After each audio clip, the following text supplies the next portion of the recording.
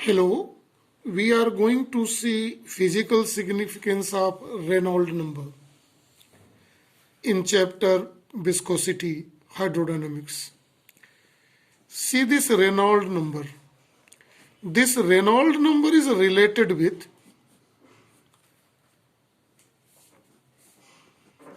flow of liquid in pipe.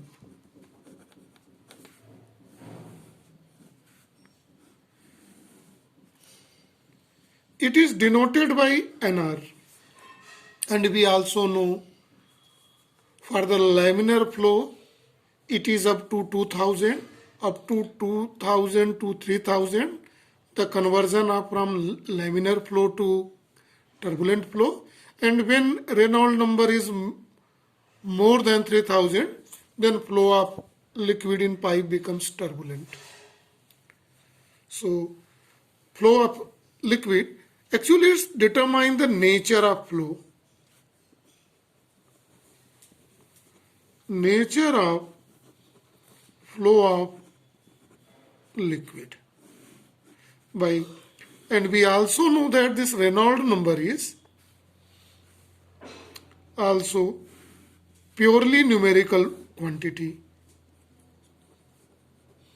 Numerical quantity.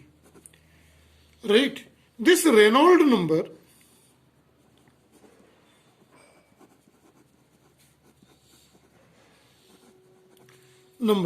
is denoted by NR, we know, and it is defined as ratio of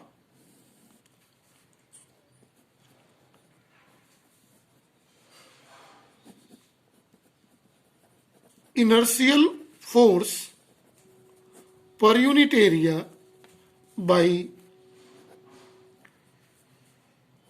viscous force per unit area. Actually, it is a ratio of two same unit quantity. That is why it is a pure ratio. Numerical value. Numerical value means pure ratio. Pure ratio means no unit, no dimension. Right? So we are going to see the formula for the Reynolds number, and we will see what this formula speaks. See, inertial force is also called Newtonian force. We are knowing that when liquid flow, both type of opposition force acts, this Newtonian force and the viscous force. Right? So we are going to see when a liquid is let liquid flow through pipe of area of cross section A and density rho. Right, with velocity v. Let liquid is flowing in a pipe of area of cross section A, density rho and velocity v. Right? So we are going to calculate mass flowing per second through the pipe. This is mass means volume flowing per second into density. So volume is obtained by formula area of cross section into length. Length means in 1 second any moving object travel it's equal to its velocity v into density rho.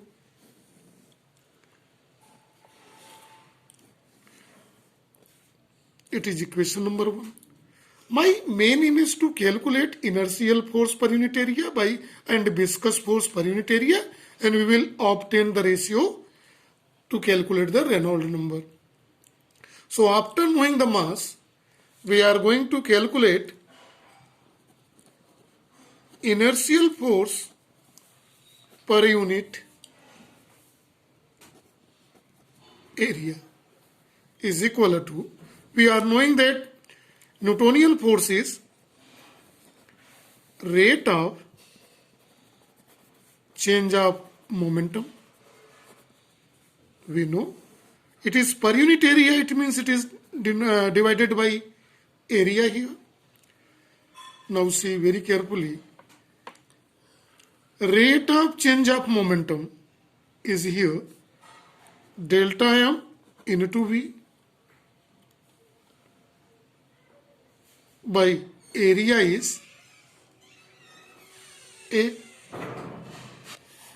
Now see carefully here, delta m v by a. Delta m is given by here a v into rho. So this is a v rho into delta m v by a. A is cancelled by a. In that condition, we may write inertial force per unit area is equal to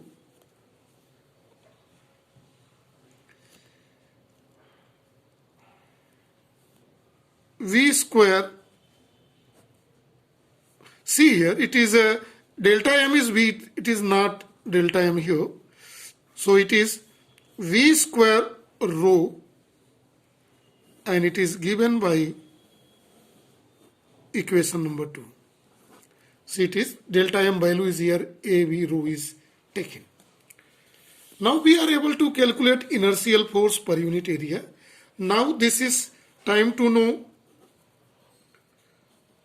viscous force per unit area acting here. Since we know that viscous force acting per unit area is coefficient of viscosity eta, area of cross section of pipe, velocity flowing through the by radius of a pipe. Viscous force per unit area is given by this equation. Viscous force per unit area means divided by it is area. Area is not here. Per unit area means divided by area. So area is cancelled.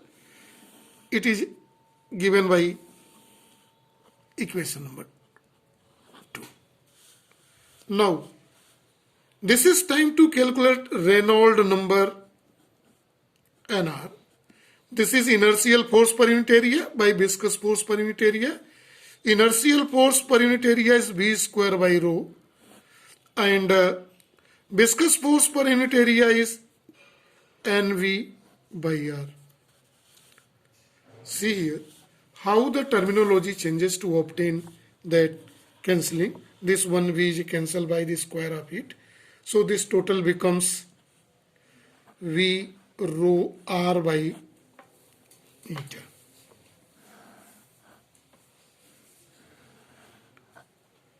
This is equation number 4. This equation number 4 speaks a lot.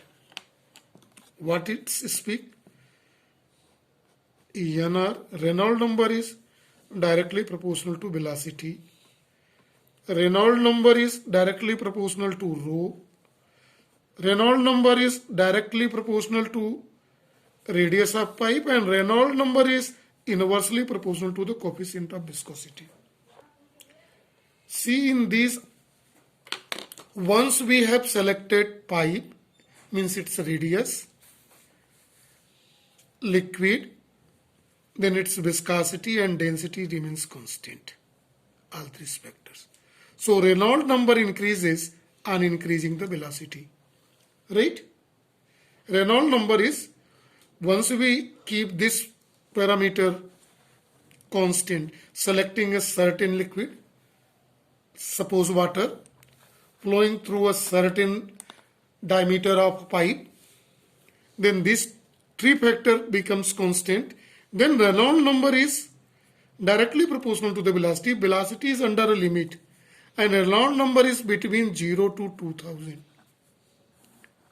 Then flow of liquid is called laminar.